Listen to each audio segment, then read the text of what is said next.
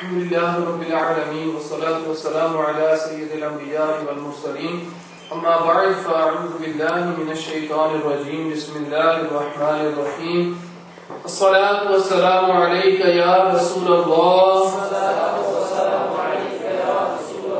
وعلى آلك وأصحابك يا حبيب الله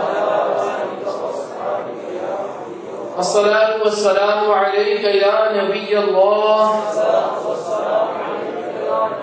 وعلى آلك وأصحابك يا نور الله نويت سنة الاعتكاف. There's a beautiful hadith narrated in Firdausul Akhbar. The beloved Prophet ﷺ said, O people, indeed the one who will get judged quickly and escape the hardships of the day of judgment will be the one who recited the most durood upon me in the world. Sallu ala al-Habib sallallahu ta'ala ala Muhammad sallallahu alayhi wa sallam. My dear Islam brothers, a very, very important topic. Before that, I want to mention hadith of the Prophet sallallahu alayhi wa sallam, the Mahfum. The Prophet sallallahu alayhi wa sallam said that the mother of all evil is the love of this world. Love of this world is a subject which I want to talk about today. And from this subject, we will find out what real love of this world is. Today we think that someone who is working day and night, he is madly in love with the world, he doesn't care about the deen. That is not always the case. I want to mention a true story which was written in a daily newspaper in Pakistan. A person, he narrates that I went to Madinatul Awliya, the city of the saints. In Dawat-e-Islami's terminology, that city is Multan. Because in Multan, alhamdulillah, there are many, many mazars of the awliya-i-kiram. So Ameer-e-Ahl-e-Sunnat, he calls it Madinatul Awliya, the city of the saints. He says that I visited the glorious shrine of Ghausia Zakariya Multani rahmatullahi alayhi to offer my salam. After offering Fatiha, as I was about to leave, I saw a person who was busy in making dua. I stopped and I looked at him. He was tall and thin and his face was full of sadness. When I looked at him, I stopped because I saw a small container which was hanging around his neck.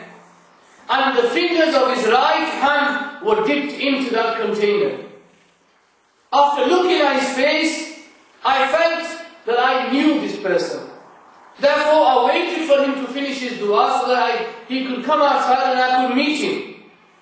And I gave salam to him when he came outside. He replied to my salam.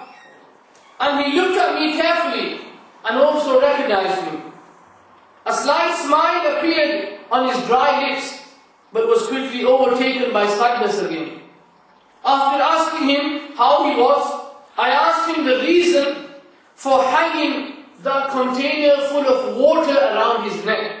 And what was the reason why he was dipping his fingers inside that container?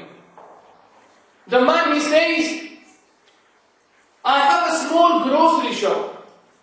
Once a beggar came to my shop and asked for help. I looked and I took out a coin and I placed it in his palm. Whilst leaving, he made dua for me. The next day he came again, and after taking the coin, he left immediately. He now started coming regular to my shop, and I would give him whatever I had. Sometimes he would sit at my shop and tell me his sad stories. Listening to his painful stories would make me feel sorry for him. Somehow I sympathized with him. As this went on, we became friends. Many days passed by until one day I felt that something was wrong because I had not seen him for a few days. I started to worry about him, thinking that he must have fallen ill. I had not seen his house, but I knew that he lived in a deserted area outside the city. After searching for him, I arrived at his hut. On entering, I saw some old items scattered around, including some broken utensils. The walls and contents were telling the story of poverty and need. He was lying on a broken bed on one side of the room and seemed in a great deal of pain. He was extremely ill, and it seemed as if he would not be able to get his health back again. I gave salam and I stood next to his bed. He opened his eyes, and after seeing me, a little glimmer of brightness came in his eyes. He motioned for me to sit next to him, and so I did. He moved his lips with great difficulty, and in a low tone he said, "My brother, please forgive me, as I have cheated on you." I replied, "What do you mean that you've cheated on me?" He said, "The sorrowful stories that I told you were all lies. I have been making up similar stories in front of many other people. Now that there appears no chance of me surviving, I will tell you the truth." He says that I was born in a middle-class family. I married and I had children. I became lazy in work and ended up getting addicted to begging. My wife hated my profession and would argue with me every day. Slowly time passed by, my kids grew up and I gave them a good education. They obtained decent jobs and now they were all upset with me. They insisted that I stop begging, but I was addicted and helpless to stop myself from this disease.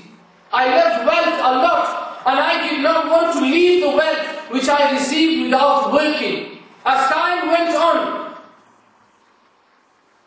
the dispute within our family became worse, and I had to leave my house, and I started staying in this hut. After saying this, he pointed towards a pile of rubbish which was in one corner of the hut and said, "Move the rubbish aside, and under it you will find 4 sacks. Open one of them 4 sacks." I did as he said. As soon as I opened the sack, I was shocked to see that it was full of bundles of money. This beggar now seemed very mysterious to me. He started to say, "All these 4 sacks are full of money. My brother, I have trusted you and I led you into my secret life. I have one last wish. Would you accept that and would you fulfill my wish?" And he says that, "What is your wish?" And he says, "Bring a few bundles of notes to me so that I can admire them, I can kiss them." I took out a few words from the sack and gave them to him. A sudden shine appeared in his eyes as he took the bundles of notes with his shaky hands and placed them on his chest. One by one, he started kissing the notes. He would kiss each note and place it next to his eyes, and he would say, "My will is a very, very special will, and you will have to act according to my will."